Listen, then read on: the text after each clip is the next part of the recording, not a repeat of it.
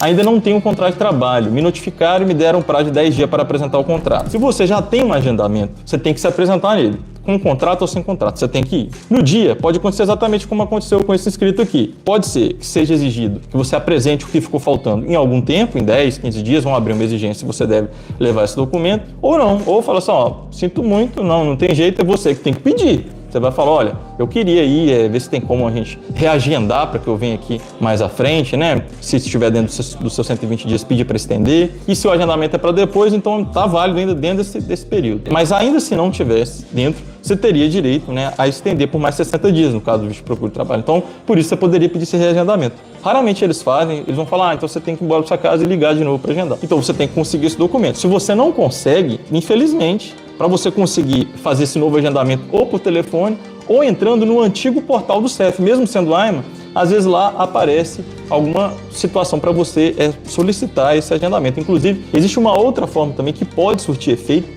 que é o que? Se apresentar presencialmente cedinho em uma das delegações da AIMA, preferencialmente a que corresponde à sua jurisdição, e tentar ali conversar, ponderar com a gente, né, de forma muito educada, explicando a situação. Olha, eu já tentei reagendar aqui inúmeras vezes, então você coloca ali as provas, aquele redial, você baixa aquele aplicativo para ficar ligando, imprime aquilo lá, ó, o meu redial já ligou 1000 vezes, eu fiquei 1000 vezes, tem 1000 tentativas e não consegui atendimento, né? Ou ainda, olha, eu já enviei aqui, ó, 30 e-mails, imprime tudo, as datas, tudo é conversado, tudo tem um contexto. Qual a média do valor para tirar um visto? Então, são as taxas consulares, vai gastar uns R$900, e o valor de vir a Portugal, você precisa de 3 salários mínimos, se vai ser com assessoria ou sem assessoria, mas uma média de uns R$20 mil, tá? É um valor seguro para você fazer uma migração mais tranquila, ficando num quarto, no início, mais devagar. Estou preparando o material em breve, eu acredito que eu vou conseguir disponibilizar. Vou fazer uma landing page, várias landing pages lá no site. Eu vou concatenar, assim, parte 1, parte 2, parte 3, parte 4, desde o início da preparação, como se preparar financeiramente, até lá no final, depois que o visto saiu, quais os documentos, como troca, número de identificação fiscal, senha do NIS, senha do NIF, como que você consegue entrar nas plataformas, solicitar estatuto de igualdade, seu cartão cidadão após ter autorização de residência, tudo completo. Vou tentar fazer isso de uma forma bem organizada, como se fosse um curso mesmo, né? O pessoal que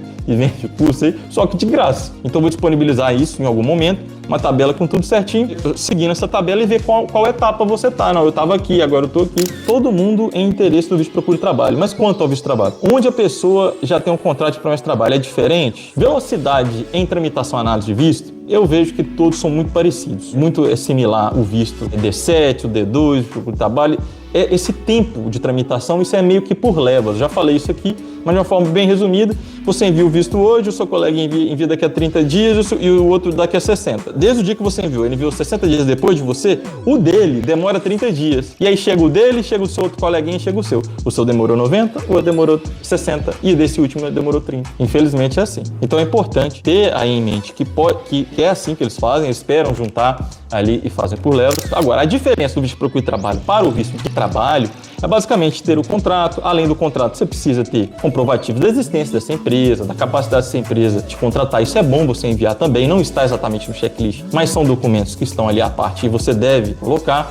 E outra coisa, você perguntou sobre o benefício, é que o visto de trabalho puro permite o visto de acompanhamento familiar, ou seja, um menor ali, o cônjuge poderia acompanhar. É bom você analisar direitinho que, a depender da situação e do valor do ordenado dessa promessa de trabalho, o seu cônjuge é melhor que ele aplique para o próprio pedido do visto. Porque se o seu ordenado não for suficiente para você e para o seu cônjuge, só é para você e para o menor, por exemplo, porque tem que ser um ordenado mínimo para você, 50% desse valor do ordenado a mais para o seu cônjuge, 30% para o menor. Então, se não tem essa possibilidade, você teria que complementar uma reserva. Então, nesse sentido, talvez é melhor que o seu cônjuge faça o visto de procura de trabalho e é só o menor ir com o visto de acompanhamento. Essa é a vantagem do visto de trabalho, você que já consegue sair de Portugal com uma promessa ou contrato de trabalho. O visto de trabalho tem limite de idade? Não necessariamente tem limite de idade. Entretanto, existe uma idade laboral, né? Essa idade seria 67 anos, mas eu já consegui visto de procura de trabalho para cliente que tinha 63. Então, isso é muito relativo. Eu acredito que se a pessoa já tem 80 anos, 75 anos, talvez o agente pode, eu nunca tive um caso desse tipo, né? Mas ele poderia se encrespar um pouquinho, vamos dizer, poxa, mas você tá fora da idade laboral. Procuro trabalho, mas queria viajar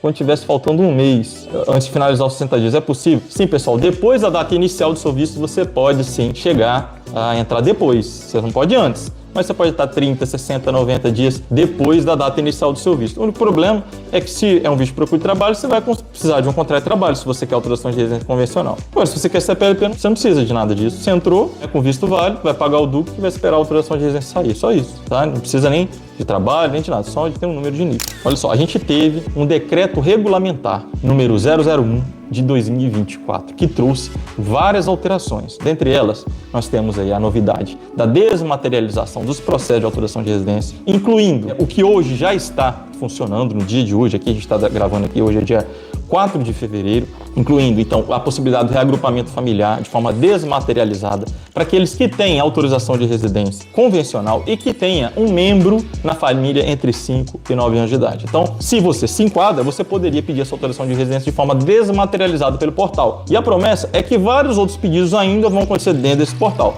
Então, de forma faseada, para você que tem um menor de 5 a 10, depois de 11 a 15, de 16 a 18, por exemplo, foi nos apontado até 18 anos. Ótimo, isso foi uma notícia do governo, tá? O portal já está online em breve, outras modalidades vão ali ser inseridas. Nesse decreto, a gente também teve, esse decreto regulamentar, a disposição de que aqueles membros da CPLP, quem é membro da CPLP, eu não estou falando de visto CPLP e nem de autorização de residência CPLP, estou falando do membro. Se você é membro de um dos 9 países da CPLP, então isso está atribuído a você. Esse regulamento, ele nos traz que será possível que essas pessoas que são do CPLP, ao aplicar para o visto, não seja exigido mais o título de regresso. Isso é algo novo, não sabemos como a praxe administrativa vai recepcionar isso. Desde novembro do ano retrasado, né, quando a gente iniciou aí os pedidos de visto de procura de trabalho, tivemos ali em alguns momentos, quando tinham essas trocas legais e trocas de interpretação da própria norma, divergências quanto à aplicabilidade disso. Como que vai ser?